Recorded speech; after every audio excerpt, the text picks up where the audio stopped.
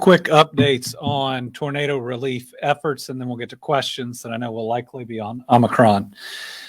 Today, I've asked the president to extend the 100% federal cost share for cleanup of the massive effort required to restore our western Kentucky communities impacted by the deadly tornadoes that took 77 Kentuckians, including 14 children. We are so thankful for the quick action and all the actions to date from the president, from Homeland Security, and from FEMA. We got an immediate emergency declaration, then a major disaster declaration. Then on December 14th, while he was in Kentucky, the president provided that 100% coverage for a 30-day period. Our challenge is as we close in on that 30th day, just in debris removal alone, we are probably at the 3% mark of what needs to be done. The Army Corps of Engineers estimates that it will be the end of April before they complete their mission, the cost of which is over $100 million. So the need here is significant, and our request will be an additional 60 days at the 100% federal cost share. It's an unprecedented request. I'm asking for something that almost no one's asked for before, but this is an unprecedented disaster.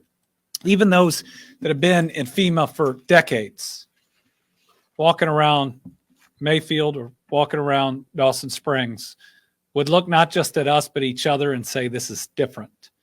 The level of devastation and the amount of work that's going to be required to just get us to a build back point is so significant.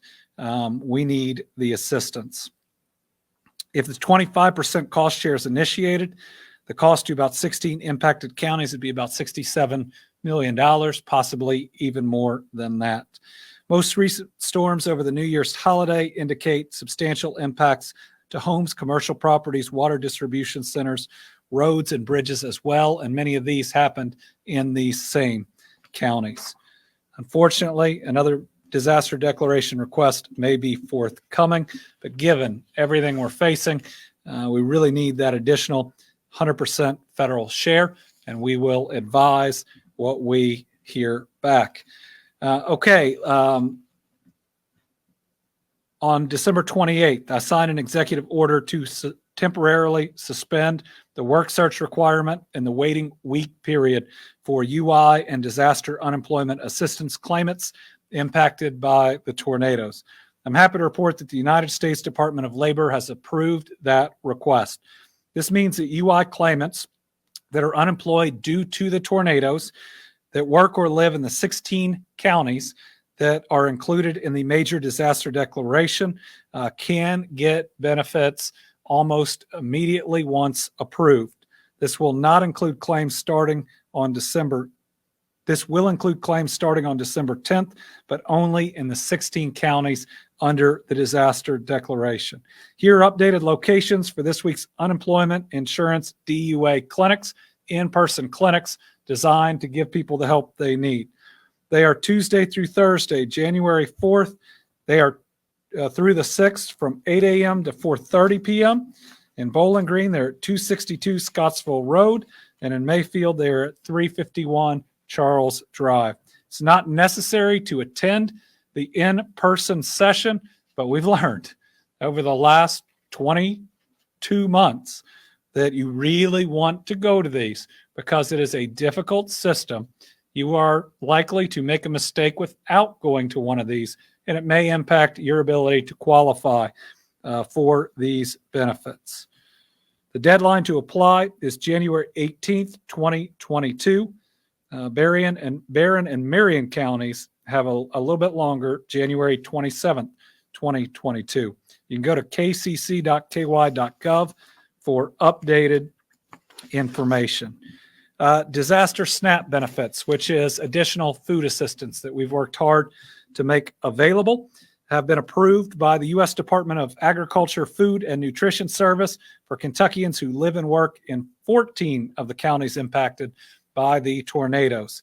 The disaster SNAP benefits were approved December 30th for short-term food help for individuals and families living in Caldwell, Christian, Fulton, Graves, Hart, Hickman, Hopkins, Logan, Lyon, Marshall, Muhlenberg, Ohio, Taylor, and Warren counties.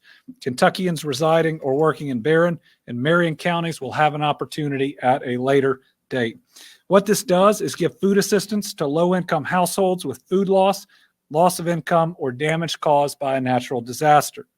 Approved beneficiaries will receive an electronic benefit card. That's the EBT card. The card is used just like a debit card to buy food at most local grocery stores.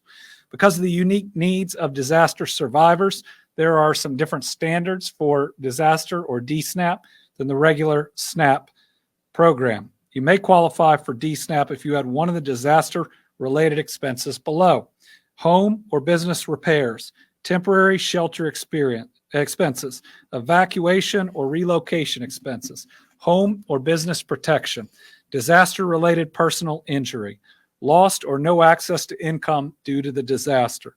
In some cases, food loss after a disaster like flooding or power outages. So we would encourage everybody who has run into any of these issues, and we're working directly with local leadership, to apply.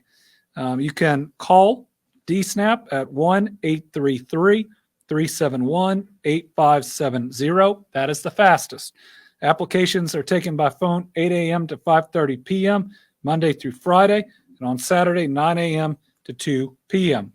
Applications can also be made at the DCBS offices in these counties.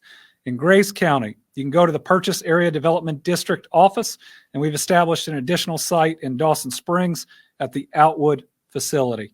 Residents who currently receive SNAP benefits can request and apply for a replacement of benefits due to power outages and other impacts. Replacement requests must be made by January 10th. Again, for those, you can call the regular DCBS number, 855-306-8959. And finally, let's end today the opposite of how we began, which is concerning. Let's end with exciting. You know, when we look at 2021, it's a year of great difficulty, a pandemic taking so many lives, natural disasters bookending that year. Yet more opportunity, more potential prosperity created in 2021 than at any year in my lifetime. We have